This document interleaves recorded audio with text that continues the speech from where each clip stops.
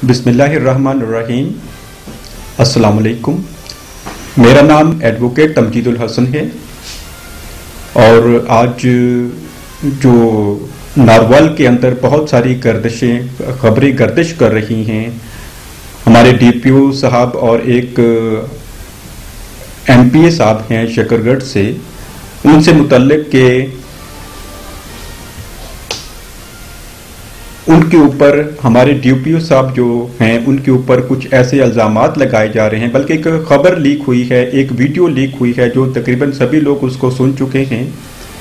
मुझे इस तमाम तनाजुर में जिस चीज़ की समझ लगी है वो सिर्फ इतना है कि जो हमारे हालात हैं, हमारे अवामी नुमाइंदे इन हालात में क्या डिस्कस करने के लिए गए हैं और ये अफसरान बाला से क्या डिस्कस करते हैं और फिर इन चीज़ों को किस तरह से लीक किया जाता है, इसके पीछे जो मकासद हैं उन तक हमें पहुंचना चाहिए, मालूम करना चाहिए कि इनके जो मकासद थे वो अवाम की फलाह के लिए थे, अवाम की ज़रूरियात के लिए ये मीटिंग हुई थी।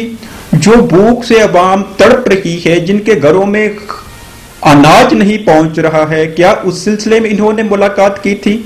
मगर इस तमाम वीडियो से तो जो ऑडियो लीक हुई है इससे तो ऐसा कोई शायबा नजर नहीं आता है। ये कोई तो कुछ जाती पर्सनल चीजें ऐसी हैं जिनको डिस्कस किया जा रहा है। तो मैं इन चीजों की शदीद मजम्मत करूंगा कि इन हालात में कम अज कम हमारे जो इंतजामिया है जो कि भरपूर कोशिश कर रही है हमारे लोगों को इस वबा से महफूज रखने के लिए, इनके साथ ताउन करना चाहिए। और जो इंस्ट्रक्शंस ये दे रहे हैं ये फ्रंट लाइंस के सोल्जर्स हैं, चाहे वो इस वक्त वो डॉक्टर्स ही क्यों ना हो, चाहे वो अपना वो पुलिस वाले क्यों ना हो, चाहे ये इसमें इस वक्त ड्राइवर्स जो हैं जो कि एम्बुलेंसेस चला रहे हैं ये क्यों ना हो, ये फ्रंट लाइन सोल्जर्स हैं। क्या हमें महाज जंग पर इन सोल्जर्स पर तनकीद करनी चाहिए?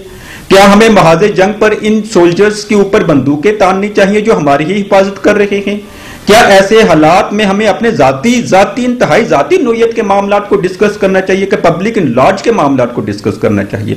अगर तो पब्लिक इन लार्ज के मामला डिस्कस किए जाते तो यकीनन हम पूरी बार की तरफ से तमाम वकला जो हैं भरपूर हमायत का ऐलान भी करते और मैं जाती तौर पर इस बात पर मुझे खुशी होती।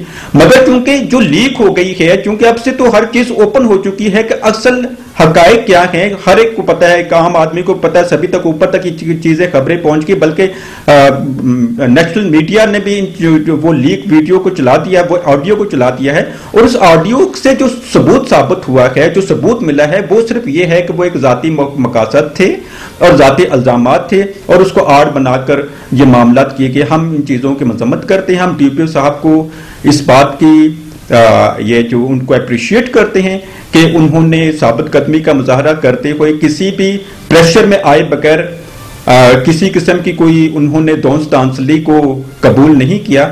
ऐसे फर्शनास ऑफिसर्स अगर होंगे तो इंशाल्लाह यकीन कीजिएगा जो कि किसी का भी प्रेशर वसूल नहीं करेंगे। तो ये ऐसे ही है जैसे कि हमारे अदवार जो थे, हमारे इस्लामिक अदवार जो थे, जिसके अंदर हमारे इन चीजों को हमारे हुक्मरान जो थे वो प्रेशर्स नहीं लेते थे। इन्होंने प्रेशर ना लेकर मैं समझता हूं कि एक अपनी नेकनामी में इजाफा किया है, अवाम की नजर में इजाफा किया है। और जो ये जदोजहद कर रहे हैं क्रिमिनल्स के खिलाफ वो भी सभी को मालूम है, कोई चीज पोशीदा नहीं है। सो मैं इनकी तायद भी करता हूं, इनके लिए मेरे अच्छे अल्फाज हैं। मैं वकला की तरफ से भी जो के पिछले दिनों कुछ ऐसे मामला हुए थे मगर जो हालात मौजूदा हैं उस तनाजर में मैं इनका रिकॉर्ड करता हूं और मेरी ख्वाहिश है कि ये अपने काम को जारी रखें और ऐसे किसी मुदालबे की हम पुरजोर मजम्मत करते हैं जिसके अंदर इनके किसी किस्म के इंतजामी तबादले का मुतालबा हो। Thank you sir.